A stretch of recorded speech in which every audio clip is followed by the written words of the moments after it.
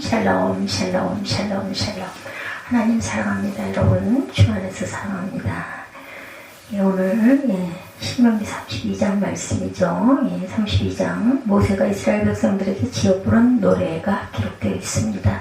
이 긴 노래는 그 내용에 있어서 비교적 단순하게 이스라엘의 패역함과 하나님의 심판을 노래하고 있는데, 결국 하나님의 백성들의 앞날에 대한 어떤 암울한 예언이 됩니다.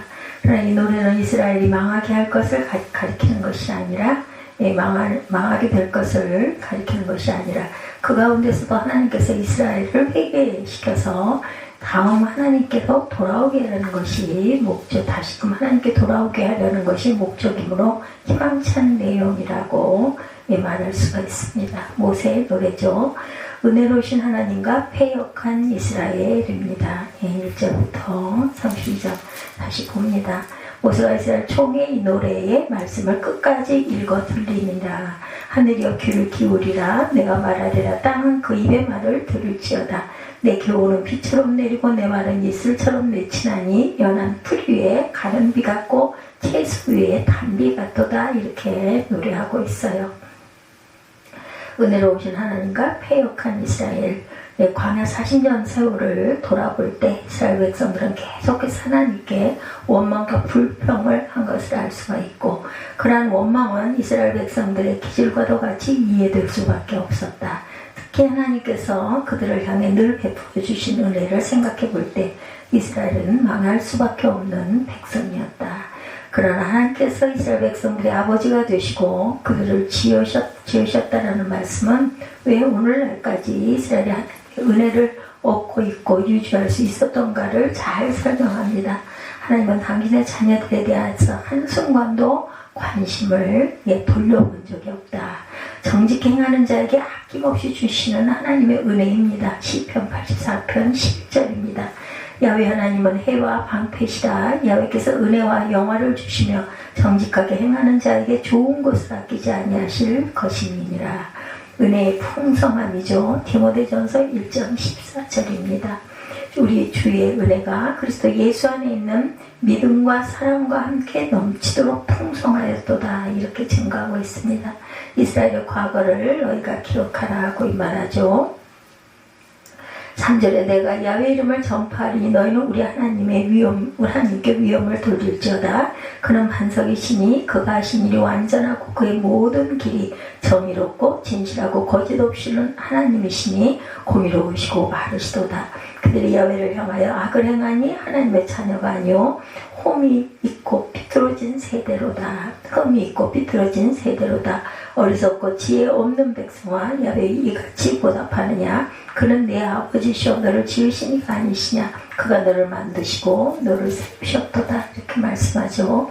옛날을 기억하라. 역대 연대를 생각하라. 내 아버지에게 물으라. 그가 내게 설명할 것이요 내 어른들에게 물으라. 그들이 내게 말하리로다. 과거를 기억하라고죠. 이스라엘의 역사는 거듭되는 이스라엘의 배반방과 패역함에도 불구하고 하나님의 끊임없는 은혜로 점철된 역사였다. 사랑과 긍휼이 한순간도 줄어든 적이 없었어요. 모세는 이스라엘 백성들이 바로 그러한 자신들의 과거를 돌아보라 이렇게 공고합니다. 그러면 그들은 진정 자신들의 연약함을 회개하고 잘못을 통해 자복하지 않을 수 없을 것이다. 또한 이렇게 과거를 돌아보는 태도는 성도들로 하여금 큰 힘을 얻게 한다. 곧 자신의 생애 가운데 역사하신 하나님의 은총과 사랑을 기억해 보면서 힘을 얻을 수 있다. 하나님의 이적과 기사를 기억합니다. 역대상 16장 13절 이는 바사의 모든 죄와 그의 아들 엘라의 죄 때문이라. 그들이 범죄하고 또 이스라엘에게 범죄하게 하여 그들이 헛된 것들로 이스라엘의 하나님 야훼를 노하시게 하였더라. 하나님의 연단시키신 일을 기억합니다. 신명기 8장 2절입니다. 내 하나님 야훼께서 이 40년 동안에 내가 광야길을 걷게 하신 것을 기억하라. 이는 너를 낮추시며 너를 시험하사 내 마음이 어떠한지 그 명령을 지키는지 지키지 않는지 알게 하려 하심이라. 거역의 방법입니다. 기억의 방법입니다. 신명기 11장 18절 이러므로 너희는 나의 이 말을 너희의 마음과 뜻에 두고 또 그것을 너희의 손목에 메어 기호를 삼고 너희 미간에 붙여 표를 삼으라 이렇게 말씀하고 있죠. 우상 숭배의 은혜를 되갚는 악한 이스라엘이다. 우상 숭배를 그렇게 많이 했어요. 예. 10절에 보면 야훼께서 그를 황무지에서 짐승이 부르짖는 광야에서 만나시고 고의하시며 보호하시며 자기의 눈동자같이 지키셨다. 11절에 마치 독수리가 자기 보금자리를 어지럽게 하며 자기의 새끼 위에 너풀거리며 그의 날개를 펴서 새끼를 받으며 그의 날개 위에 것을 엎는 것 같이 야훼께서 홀로 그를 인도하셨고 그와 함께한 다른 신이 없었도다. 야훼께서 그가 땅의 높은 곳을 타고 다니게 하시며 밭에 소산을 먹게 하시며 반석에서 꿀을 굽은 반석에서 기름을 빨게 하시며 소의 엉긴 젖과 양의 젖과 어린 양의 기름과 바산에서 산 순양과 염소와 지극히 아름다운 밀을 먹이시며 또 포도즙의 붉은 술을 마시게 하셨도다. 이렇게 말씀하고 있습니다. 하나님께 패역하여서 우상을 숭배하게 될 것을 모세는 노래하죠. 광야에서 역사를 보아도 시내산 밑에서부터 이스라엘이 하나님을 버리고 우상을 숭배한 과거를 가지고 있어요. 이러한 이스라엘의 특징은 바로 우리 인간들의 기본적인 심성을 말하고 있습니다. 인간은 하나님께서 베풀어 주신 일반적인 은총도 깨닫지 못하고 또한 하나님의 특별하신 은혜인 말씀도 깨닫지 못하고 자신만을 신뢰하며 하나님을 저버리는 것이 보통이다. 오늘날 형상을 갖춘 이방 신상만이 우상이 아니라 현대인들이 추구하는 돈, 섹스, 권력, 과학, 기술 등이 모두 우상이 될 수 있습니다. 우상 숭배에 깊이 빠져있는 우리의 모습을 보실 때 하나님께서 느끼시는 배신감은 점점 더 깊어지실 것이다. 우상 숭배의 원인은 인간의 부패한 마음입니다. 로마서 1장 21절에서 23절입니다. 하나님을 알되 하나님을 영화롭게도 아니하며 감사하지도 아니하고 오히려 그 생각이 허망하여지며 미련한 마음이 어두워졌나니 스스로 지혜 있다 하나 어리석게 되어서 썩어지지 아니하는 하나님의 영광을 썩어질 사람과 새와 짐승과 기어다니는 동물 모양의 우상으로 바꾸었느니라. 이스라엘 백성이 출애굽 시의 우상을 가지고 나오죠. 역사 24장 14절에 그러므로 이제는 야훼를 경외하며 온전함과 진실함으로 그를 섬기라.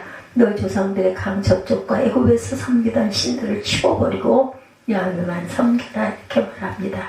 하나님의 무서운 심판이 있을 것이다. 이스라엘의 계속되는 우상 숭배의 배교에 대해서 하나님은 결코 방임하지 아니하시며 그들에게 경노하시며 질투를 일으키셔서 재앙을 내리실 것이다.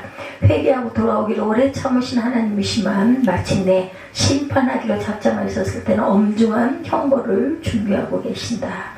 하나님의 심판을 견딜 수 있는 사람은 없습니다. 하나님의 진노의 불은 이 세상 어느 곳 심지어 지옥 깊은 곳까지도 살을 것이다. 모세가 노래하죠. 또한 진노의 화살을 모두 다 쏘아 죄인들을 심판하실 것이다.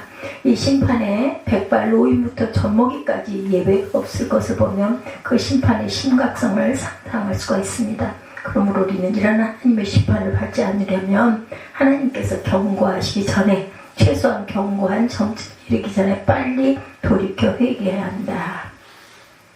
15절부터 근데 여수분의 기름지에 발로 찼도다. 내가 살찌고 비대하고 윤택하며 자기를 지으신 하나님을 버리고 자기를 구원하신 반석을 업신여겼도다. 그들이 다른 신으로 그의 질투를 일으키며 가증한 것으로 그의 진노를 격발하였도다. 그들은 하나님께 제사하지 아니하고 귀신들에게 하였으니 곧 그들이 알지 못하던 신들 근래 들어온 새로운 신들 너희 조상들이 두려워하지 아니하던 것들이로다. 너를 낳은 반석을 내가 상관하지 아니하고 너를 대신 하나님을 내가 잊었도다. 그러므로 야훼께서 보시고 미워하셨으니 그 자녀가 그를 경노하게 한 까닭이로다. 그가 말씀하시기를 내가 내 얼굴을 그들에게 숨겨 그들의 종말이 어떠함을 보리니 그들은 심히 패역한 세대요 진실이 없는 자녀이미로다. 그들이 하나님이 아닌 것으로 내 질투를 일으키며 허무한 것으로 내 진노를 일으켰으니 나도 백성이 아닌 자로 그들에게 시기가 나가게 하며 어리석은 민족으로 그들의 분노를 일으키리로다. 그러므로 내 분노의 불이 일어나서 서울의 깊은 곳까지 불사르며 땅과 그 소산을 삼키며 또한 신들의 터도 불타게 하는도다. 내가 재앙을 그들 위에 쌓으며 내 화살이 닿을 때까지 그들을 쏘리로다. 그들이 주림으로 쇠약하며 불기름 더위와 독한 질병에 삼켜질 것이라. 내가 들짐승의 이와 티끌에 가는 것을 독을 그들에게 보내리로다. 밖으로는 칼에 방 안에서는 놀라움에 멸망하리니 젊은 남자도 처녀도 백발 노인과 함께 젖먹는 아이까지 그러하리로다. 내가 그들을 흩어서 사람들 사이에서 그들에 대한 기억이 끊어지게 하리라 하였으나 혹시 내가 원수를 자극하여 그들의 원수가 잘못 생각할까 걱정하였으니 원수들이 말하기를 우리의 수단이 높으며 야훼가 이 모든 것을 행함이 아니라 할까 염려함이라. 그들은 모략이 없는 민족이라 그들 중에 분별력이 없도다. 만일 그들의 지혜가 있어 이것을 깨달았으면 자기들의 종말을 분별하였으리라. 그들의 반석이 그들을 팔지 아니하였고 야훼께서 그들을 내주지 아니하셨더라면 어찌 하나가 천을 쫓으며 둘이 만을 도망가게 하였으리요. 진실로 그들의 반석이 우리의 반석과 같지 아니하니 우리의 원수들이 스스로 판단하도다. 이는 그들의 포도나무는 소돔의 포도나무요 고모라의 밭의 소산이라. 그들의 포도는 독이 든 포도이니 그 송이는 수며 그들의 포도주는 뱀의 독이요 독사의 맹독이라. 이것이 내게 쌓여있고 내 곳간에 봉하였지 아니한가. 그들이 실족할 때 내가 보복하리라. 그들의 환난이 가까우니 그들에게 닥칠 그 일이 속히 오리로다. 참으로 야훼께서 자기 백성을 판단하시고 그 종들을 불쌍히 여기시니 곧 그들의 무력함과 갇힌 자나 노인자가 없음을 보시는 때이로다. 또한 그가 말씀하시기를 그들의 신들이 어디 있으며 그들의 피하던 반석이 어디 있느냐. 그들의 재물에 기름을 먹고 그들의 전체의 재물인 포도주를 마시던 자들이 일어나 너희를 돕게 하고 너희를 위해 피난처가 되게 하라. 이제는 나 곧 내가 그인 줄 알라. 나 외에는 신이 없도다. 나는 죽이기도 하며 살리기도 하며 상하기도 하며 낫게도 하는 하나님 내 손에서 능히 빼앗을 자가 없도다. 이는 내 하늘을 향하여 내 손을 들고 말하기를 내가 영원히 살리라 하였노라. 내가 내 번쩍이는 칼을 갈며 내 손에 정의를 붙들고 내 대적들에게 복수하며 나를 미워하는 자들에게 보응할 것이라. 내 화살이 피에 취하게 하고 내 칼이 고기를 삼키게 하리니 곧 피살자와 포로의 자여 피요 대적의 우두머리에 머리로 포로된 자의 피요 대적의 우두머리에 머리로다. 너희 민족들이 주의 백성과 즐거워하라. 주께서 그 종들의 피를 갚으사 그 대적들에게 복수하시고 자기 땅과 자기 백성을 위하여 속죄하시리로다. 모세와 눈의 아들 호세아가 와서 이 노래의 모든 말씀을 백성에게 말하여 들리니라. 모세가 이 모든 말씀을 온 이스라엘에게 말하기를 마치고 그들에게 이르되 내가 오늘 너희의 증언한 모든 말을 너희의 마음에 두고 너희의 자녀에게 명령하여 율법의 모든 말씀을 지켜 행하게 하라. 이는 너에게 헛된 일이 아니라 너희의 생명이니 이 일로 말미암아 너희가 요단을 건너가 차지할 그 땅에서 너희의 날이 장구하리라.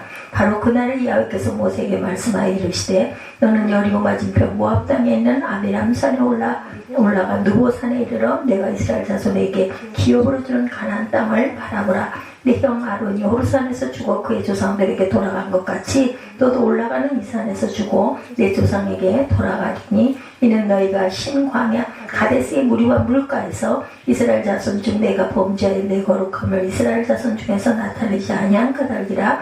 네가 비록 내가 이스라엘 자손에게 주는 땅의 맞은편에서 바라보긴 하려니와 그리로 들어가지는 못하리라 하시니라.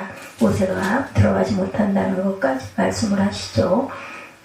공의로 심판하십니다. 창세기 18장 25절 주께서 이같이 하사 의인을 악인과 함께 죽이시면 부당하오며 또한 의인과 악인을 같이 하심도 부당하리이다. 세상을 심판하시는 이가 정의를 행하실 것이 아니니까.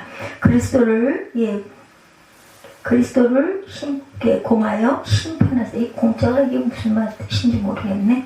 아버지께서 아무도 심판하지 아니하시고 심판은 다 아들에게 맡기셨도다. 이는 그 모든 사람으로 아버지를 공경하는 것 같이 아들을 공경하게 하려 하심이라. 아들을 공경하지 아니하는 자는 그를 보내신 아버지도 공경하지 아니한다. 여기가 이 공하여 이게 그리스도를 공경하여 이거겠죠. 네. 내가 아무것도 스스로 할 수 없노라. 듣는 대로 심판하노니 나는 나의 뜻대로 하려 하지 아니하고 나를 보내신 이의 뜻대로 하려 하므로 내 심판은 어려우니라. 내 견디기 어려운 심판의 날입니다. 마태복음 10장 15절 내가 진실로 너에게 이르노니 내 심판날에 소돔과 고모라 땅이 그 성보다 견디기 쉬우리라. 이스라엘에 대한 심판과 회복에 대해서 마지막에 나타나고 있죠. 우상 숭배하는 이스라엘에 대해 심판을 노래하던 모세는 그것이 끝이 아니라 반드시 회복의 은혜가 있을 것을 노래하죠. 그 방법에 대해서 모세의 노래는 이런 내용을 담고 있습니다. 이스라엘의 패역함에 대한 하나님의 진노는 이방 나라들을 사용하는 것인데 결국 하나님은 그 이방의 열방들에게도 죄를 물어 심판하실 것이므로 이스라엘은 마침내 해방되어 회복될 것이라는 내용. 이러한 예언은 후에 여러 차례 이스라엘 역사에 적용됩니다. 사사기에도 여러 차례 나타나면 바벨론 포로기가 결정적인 증거가 됩니다. 그러므로 이 회복을 약속해 주신 하나님께서 이스라엘을 감사의 찬송을 돌려야 했다. 결국 택한 백성들에게 주시는 재앙은 그들을 파멸시키려는 것이 아니라 오히려 그들을 돌이키게 하여 복 주시려는 것이라는 것을 알 수 있죠. 온기를 열고 용기를 얻고 위로를 받아라. 이사야 57장 18, 9절. 내가 그의 길을 보았은즉 그를 고쳐줄 것이라. 그를 인도하며 그와 그를 슬퍼하는 자들에게 위로를 다시 얻게 하리라. 입술의 열매를 창조하는 자 야훼가 말하노라. 먼데 있는 자에게든지 가까운데 있는 자에게든지 평강이 있을지어다. 평강이 있을지어다. 내가 그를 고치리라 하셨느니라. 흩어진 이스라엘을 모아서 회복시키죠. 스가랴 10장 6절. 내가 유다 족속을 견고하게 하며 요셉 족속을 구원할지라. 내가 그들을 긍휼히 여김으로 그들이 돌아오게 하리니 그들은 내가 내버린 일이 없음같이 되리라. 나는 그들 하나님 야훼라. 내가 그들에게 들으리라. 모세 최후에 대한 하나님의 선언이 나오죠. 마지막 모세의 권면. 모세와 여호수아는 이 모세의 노래를 이스라엘 백성들에게 적어주고 가르쳐서 명심하도록 합니다. 또한 그들의 자녀들에게도 이 노래를 가르쳐 경계로 삼도록 하죠. 그리고 노래의 내용에 대해서 이상히 여길 것을 염두에 두고 이 노래의 내용은 이스라엘이 허망한 것이 아니라 생명이 되는 것, 즉 심판 후에 회복시키려는 것이 하나님의 궁극적인 목적임을 분명히 말합니다. 권면으로 하나님을 기쁘시게 합니다. 데살로니가전서 2장 3, 4절. 우리의 권면은 감사함이니 부정해서 난 것이 아니라 속임수로 하는 것도 아니라 오직 하나님께 옳게 여기심을 입어 복음을 위탁받았으니 우리가 이와 같이 말하면 사람을 기쁘게 하려 함이 아니요 오직 우리 마음을 감찰하시는 하나님을 기쁘시게 하려 함이라. 연보를 인색한 마음으로 하지 말 것을 권면합니다. 고린도후서 9장 5절에서 7절입니다. 그러므로 내가 이 형제들로 먼저 너희에게 가서 너희가 전에 약속한 연보를 미리 준비하게 하도록 권면한 것이 필요한 줄 생각하였노니 이렇게 준비하여야 참 연보다고 억지가 아니라. 이것이 곧 적게 심는 자는 적게 거두고 많이 심는 자는 많이 거둔다는 말이로다. 각각 그 마음에 정한 대로 할 것이요 인색함으로나 억지로 하지 말지니 하나님은 즐겨내는지를 사랑하시느니라 말씀하죠. 모세의 죽음을 선언하신 하나님입니다. 이미 예고한 대로 모세는 가나안에 들어가지 못하고 죽을 것임이라고 하나님은 다시금 선언하시죠. 모세는 가나안에 들어가지 못하고 느보산에 올라가 가나안을 바라보고 조상에게 돌아가게 합니다. 모세는 가나안까지 이스라엘을 인도한 일을 충실하게 감당했죠. 하나님께서 말씀하신 대로 무리바 물가에서 하나님의 거룩함을 드러내지 않은 행동 때문에 가나안에 들어가지 못했다는 것을 생각하면 우리 역시 매사에 하나님의 영광을 드러내고 있는가 돌아봐야겠다. 그리스도만이 죽음의 공포로부터 구원하시죠. 히브리서 2장 15절입니다. 또 죽기를 무서워함으로 한평생 비어 종노릇하는 모든 자들을 놓아주려 하시느니 이는 확실히 천사들을 붙들어주려 하심이 아니요 오직 아브라함의 자손을 붙들어주려 하심이라. 천사들이 아닌 아브라함의 자손, 우리 모든 구원의 자손들이죠. 육신의 죽음은 흙으로 돌아갑니다. 창세기 3장 19절. 내가 흙으로 돌아갈 때까지 얼굴에 땀을 흘려야 먹을 것을 먹으리니 내가 그것에서 취함을 얻었음이라. 너는 흙이나 흙이라 흙으로 돌아갈 것이니라 하시니라. 성도의 죽음은 하나님께 속한 것이다. 로마서 14장 8, 9절입니다. 우리가 살아도 주를 위해 살고 죽어도 주를 위하여 죽나니 그러므로 사나 죽으나 우리는 주의 것이로다.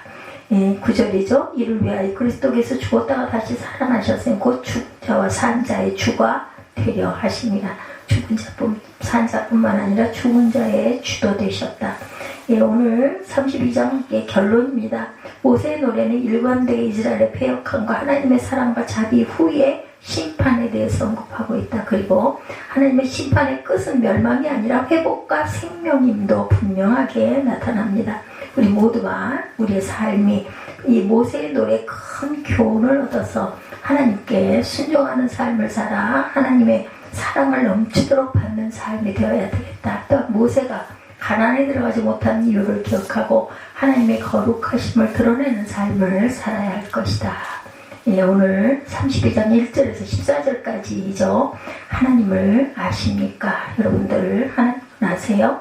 신명기는 모세가 이스라엘 백성에 행한 고별 설교라고 그러죠. 신명기 말씀 중에 마지막 부분이 32장인데 32장이 모세의 노래다. 오랫동안 기억하려면 노래 가사로 만들어 불러야 잘 기억을 하겠죠. 그런 관점에서 모세는 이스라엘 백성들에게 이 노래를 들려준 이유가 있어요. 오래오래 잘 기억하라는 뜻이죠. 본문은 오늘 32장은 모세의 노래 전반부에 해당합니다. 1절에서 14절까지 모세는 이 노래를 통해서 하나님은 어떤 분인가를 표현하고 있어요. 하나님이 어떤 분으로 알고 계십니까? 우리가 하나님을 믿는다면 하나님이 어떤 분인 줄 모르면 안 되겠죠. 여러분은 부모를 얼마나 안다고 생각하세요? 또한 자녀들을 또한 얼마나 아십니까? 어느 가정 어머니 장례식 때 얘기입니다. 외삼촌이 와서 많이 우시더랍니다. 외삼촌이 하는 말, 나는 어머님이 돌아가셔서 또 울지 않았는데 누님이 돌아가시니 눈물이 난다. 그 이유는 누님은 나에게 어머니 같은 분이다. 어릴 적 아버지 어머니는 해만 뜨며 반일을 나갔죠. 그리고 안 계시고, 그런데 동생들을 밥해 먹이고 돌보는 것은 누나의 몫이었다. 그래서 어릴 적에는 누님이 나의 어머니였다. 그런 것은 제가 잘 모르던, 우리 모두가 잘 모르던 부분이기도 하죠. 근데 우리 하나님은 또한 어떤 분이신가? 우리를 보호하신 하나님, 어떻게 이스라엘 백성을 보호하셨어요? 반석같이 보호하셨다. 4절에 그렇게 나타나 있습니다.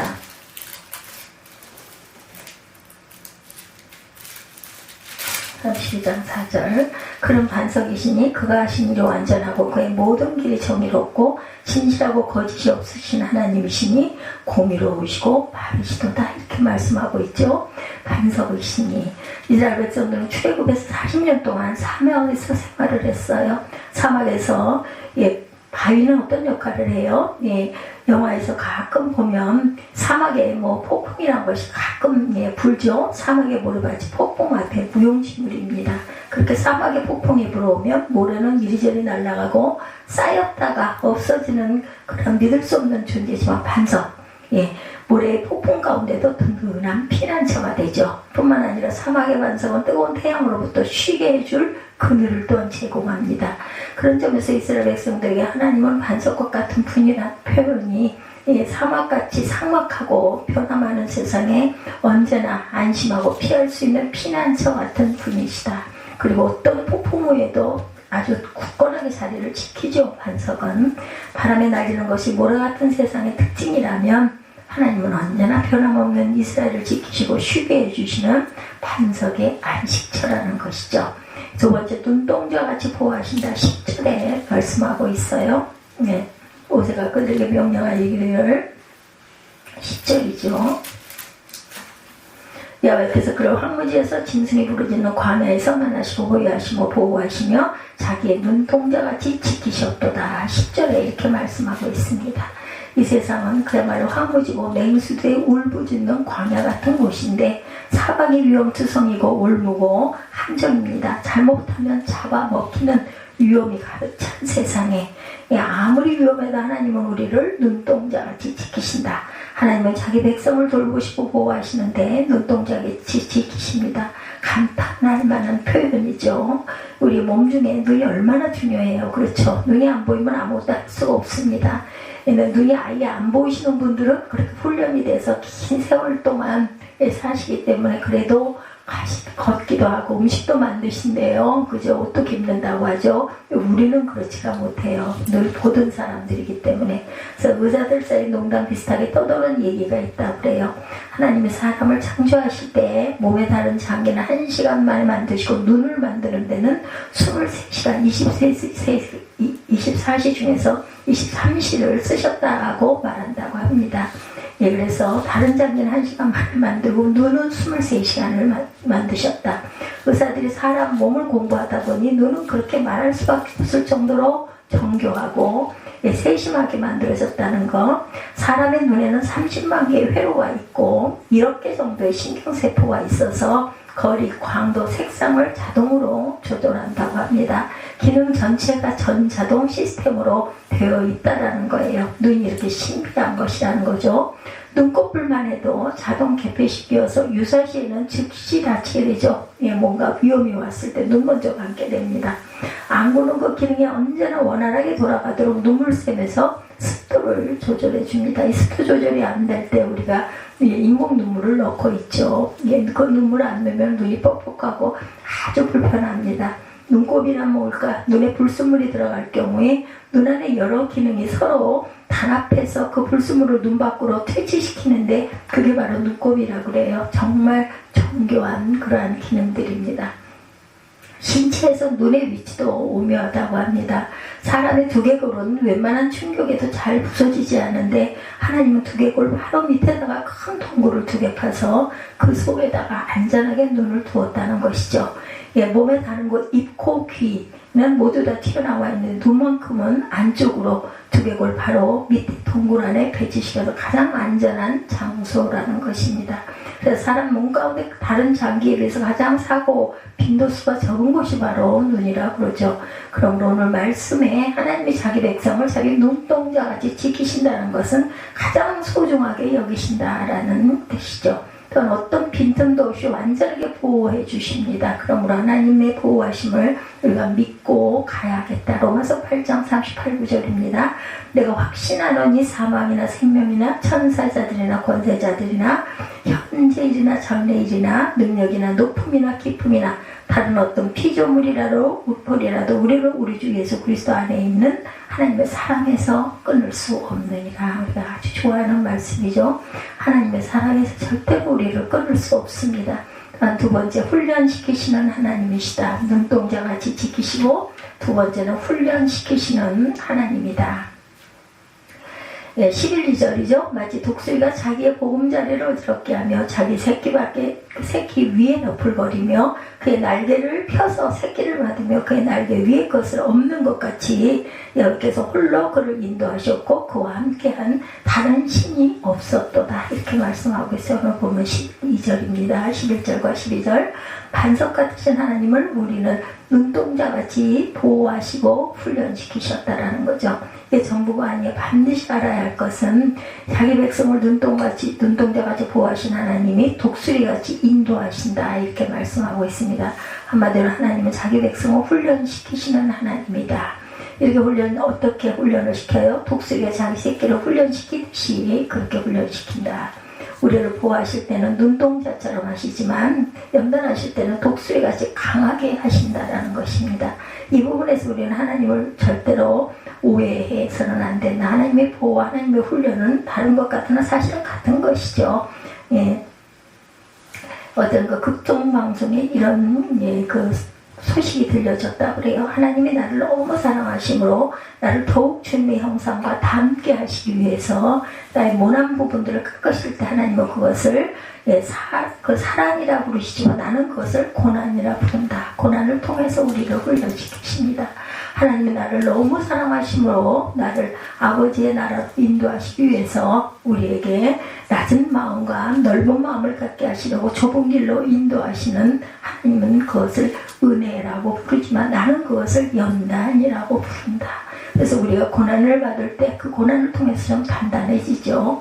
사탄이 나와 하나님의 관계를 질투하고 나를 하나님께서 멀어지게 하기 위해서 나에게 물질의 부함과 세상의 즐거움을 풍족히 불어넣어 줬을 때 하나님은 그것을 시험이라 부르시지만 나는 그것을 축복이라고 부른다는 거예요. 세상의 기준과 세상의 시선으로 하나님의 일들을 바라보기에 나는 하나님의 뜻을 알지 못한 채 그렇게 하나님의 계획과 뜻을 오해하고 잘못 받아들일 때가 많다. 하나님의 사랑은 우리를 눈동자같이 보호하심으로 또한 표현하기도 하지만 그것은 동시에 독수리 같은 훈련으로 표현한다라는 것. 그러므로 우리는 하나님의 혹독한 훈련을 받을 때 하나님이 나를 버렸구나라고 절대로 오해하지 말라는 거죠. 독수리는 새 왕이죠. 그런데 독수리는 태어날 때부터 하늘의 제왕이 아니었습니다. 훈련과 연단을 통해서 제왕이 된 거죠. 하나님은 우리를 동자처럼 보호하신다 해서 온실에서만 절대로 키우시지 않는다. 하나님은 광야 같은 곳에서 혹독하게 훈련을 시키세요. 그렇게 해서 우리를 강인하게 만드십니다. 그래야 하나님의 축복을 받아서 마땅한 사람으로 만들어 가신다. 언제 독수리의 둥지를 먼저 살펴보면 독수리는 새끼 낳을 둥지가 높은 곳에서 마련한다고 그러죠. 천길 만길 벼랑 끝에 윗부분에 둥지를 튼다고 합니다. 독수리는. 또 독수리는 둥지를 만드는 재료 선택도 다른 새들과 굉장한 차이가 난다고 해요. 먼저 가시나무를 물어다가 둥지의 외곽 골조 공사를 한다고 합니다. 그런 다음에 내장 공사를 하는데 나뭇잎이나 헝겊 쪼가리 같은 것으로 둥지를 싸서 바르고 토끼 같은 동물을 잡아서 그 털가죽을 바닥에 깐다고 하네요. 맨 마지막엔 자기 앞가슴에 있는 부드러운 털을 뽑아서 자리를 푹신푹신하게 한다고. 조류학자들에 의하면 어떤 그 독수리 둥지는 무게가 200kg 이상이나 되는 것도 있다고 합니다. 그렇게 둥지를 완성해 놓으면 어떤 동물도 접근을 못한다는 거죠. 우선 높고 위험하기 때문에 독수리 둥지를 침범할 수도 없고, 어떻게 그 둥지까지 왔다 하더라도 요새처럼 단단하기 때문에 둥지를 뚫을 수가 없다고 합니다. 그러니 독수리의 둥지는 아마도 동물의 세계에서는 가장 튼튼하고 안락하고 포근한 집일 것이다. 독수리는 바로 그런 둥지에다가 알을 낳습니다. 그래서 새끼는 아주 부드럽고 편안한 침대 같은 그런 곳에서 어린 시절을 보내게 되죠. 그래서 어느 정도 자라면 아기 독수리의 좋은 시절은 다 지나가 버린 거예요. 어느 날 어미 독수리는 오늘 말씀대로 그 보금자리를 어지럽힙니다. 그 큰 날개를 펴서 몇 번 펄럭이면 순식간에 부드럽고 포근한 깃털과 털 가지고 날아가 버리고 바닥이든 벽이든 가시만 남게 된다고 그래요. 그럼 새끼들은 가시가 몸을 찌르는 고통을 겪습니다. 새끼들이 둥지를 나가지 않을 수 없도록 이렇게 만든다는 거죠. 그러니까 둥지가 너무 안락하면 새끼 독수리는 날아가려고 하지 않는다. 그렇기 때문에 어미는 새끼를 사랑하지만 둥지를 어지럽게 하고 가시에 찔리도록 합니다. 그래서 둥지를 나와 날도록 만든다. 그렇게 가시 때문에 못 견뎌서 둥지 밖으로 나온 새끼를 어미 독수리는 자기 날개 위에다 태우고 높은 하늘로 올라가죠. 그럼 새끼는 잔뜩 겁에 질려 얼마나 무섭겠어요. 어미 독수리는 느닷없이 새끼를 천길 아래로 떨어뜨려 버립니다. 그때 새끼 독수리는 짧은 순간에도 별별 생각들을 다 한다는 거죠. 도대체 엄마가 왜 나를 죽이려는 거야? 정말 우리 엄마 맞아? 이제 나는 죽었구나 하고 모든 것을 포기할 바로 그때 어미 독수리는 그 큰 날개를 펴서 떨어지는 새끼를 척 받는다는 거죠. 이렇게 어미 독수리는 새끼 독수리가 높은 하늘을 힘있게 날 수 있을 때까지 떨어뜨리는 훈련을 반복한다고 합니다. 그런 무자비한 훈련을 계속 시킴으로 독수리는 마침내 땅 위에 살고 있는 모든 동물 중에 왕으로 군림하게 된다는 것. 하나님은 이스라엘 백성들을 40년 광야 훈련을 시킨 것, 마치 어미 독수리가 새끼 독수리를 훈련시킨 것과 같다는 거죠. 즉 하나님은 우리를 훈련시키시는 하나님이시다. 하나님이 자기 백성을 훈련시키는데 그 훈련은 아주 혹독하다. 그 이유는 그만큼 강한 백성으로 키우려는 하나님의 의지이자 사랑의 표현이라고 합니다. 하나님은 우리가 영적으로 악일 때는 영적으로 푹신푹신한 보금자리에 두세요. 내 신앙 성장에 필요한 모든 것을 때마다 적절하게 잘 공급해 주십니다. 그러나 어느 정도 성장하면 그 따뜻한 보금자리를 헤쳐버리시고 가시돋친 고난을 경험하게 하시죠. 그러므로 내 삶에 거친 고난이 오면 하나님이 나를 훈련시키는 것이구나 하고 우리가 깨달아야 되겠다는 겁니다. 하나님은 부서진 것들을 사용하신다는 히브리 격언이 있다고 그러네요. 그냥 사용 안 하고 가루로 만들어서 고운 밀가루가 되어야죠. 그래야 밀가루가 빵도 만들고 국수도 만들고 전도 처먹을 수가 있습니다. 다양하게 사용될 수 있는 것처럼 사람 또한 완숙한 인격과 신앙을 갖추려면 반드시 부서지는 과정을 꼭 밟아가야 한다. 하나님은 부서진 인격을 사용하십니다. 하나님이 우리를 부수는 과정이 바로 훈련이고 그 과정은 아픔이 있는 법이다. 하나님이 우리를 부서지게 할 때 우리는 불평도하죠. 왜 나만 때리느냐고. 이렇게 힘들고 어려워서 누가 예수를 믿겠냐고. 그러다 그래도 하나님이 우리를 계속 훈련시키죠. 그래서 더 많이 깨어지게 하십니다. 부서져야 하나님이 사용하시고 부서진 만큼 하나님이 쓰실 수 있기 때문이다. 하나님 우리를 깨뜨리게 쓰시고 상하게 하시고 거절당하게 하고 실패하게 하고 수치를 당하게 하고 초라하고 비참하게 만들고 억울하게 하고 결국은 인생의 밑바닥까지 내려가게 하신다. 그렇게 부서짐을 통해서 알곡이 되고 깨어짐을 통해서 쓰임받게 된다라는 것. 우리가 꼭 명심해야 할 것, 하나님 훈련의 강도가 하나님 사랑의 깊이라는 사실을 잊지 말아야 합니다. 하나님 우리를 부서지게 하시면 쓰시기 위함이고 깨어지게 하시면 성숙하게 하심이며 죽으라 하시면 살리기 위함이며 비참하고 초라하게 하시면 그만큼 내가 너를 사랑한다는 증거임을 잘 기억해야 한다는 거죠. 믿는 자에게 고난은 그 의미가 틀리다는 것입니다. 이시영 박사님의 글 중에 이런 글이 있습니다. 어느 날 응급실에 갈비뼈가 부러진 여인이 찾아왔어요. 이 여자가 자꾸 웃다가 울다가 여보세요, 갈비뼈가 부러진 분이 왜 웃습니까? 하고 질문을 했다고 합니다. 남편이 출장을 갔다 오면서 얼마나 제가 그리웠던지 포옹을 하다가 그만 제가 갈비뼈가 부러졌습니다 라고 하더라죠. 얼마나 세게 포옹하다가 갈비뼈가 부러졌는지 몰라도 여인은 비록 아프지만 남편이 나를 얼마나 사랑했으면 갈비뼈가 부러지도록 포옹했을까 생각하니 기뻐서, 아프기는 해서 울다가 그 생각이 기뻐서 웃는다는 거죠. 아프다는 것도 때로는 행복일 수가 있습니다. 아프다는 것은 사랑하고도 애정이기도 하다라는 거죠. 이 여자가 지나가는 건달에게 맞았다고 하면 한평생 한이 될 텐데, 그죠? 아프다는 의미를 우리가 제대로 이해를 하면 절대로 아프지가 않다. 많은 성도들이 예수 믿으면 편하게 사는 줄 알고 예수 믿으면 만사 형통이다 그렇게 생각하는데 그것은 믿음에 대한 오해라는 것. 하나님은 우리를 단련시키셔서 쓰신다라는 것. 그래서 예수 믿은 후에도 우리에게 고난은 있습니다. 그래서 믿음 후에 다가오는 고난은 그 의미가 다르다는 것을 우리가 깨달아 알아야 합니다. 하나님 우리를 훈련시키면 그만큼 우리를 사랑하시기 때문이라는 것을 명심하고 어떤 고난도 사랑의 하나님이 주시는 고난으로 알고 그 믿음으로 잘 그 고난을 통과하기 바랍니다. 오늘 제목이죠. 우리 하나님은 어떤 분이신가? 첫째, 우리를 보호하시는 하나님이시다. 반석같이 보호하시는 하나님, 눈동자같이 보호하시는 하나님, 또한 훈련시키시는 하나님이라는 것을 잊지 않는 저와 여러분들, 반석같이 보호하신다 4절이었죠. 눈동자같이 보호하신다 10절이었습니다. 또한 훈련시키시는 하나님이라는 것 잊지 않는 저와 여러분들이 되시기를 주님의 이름으로 축복합니다.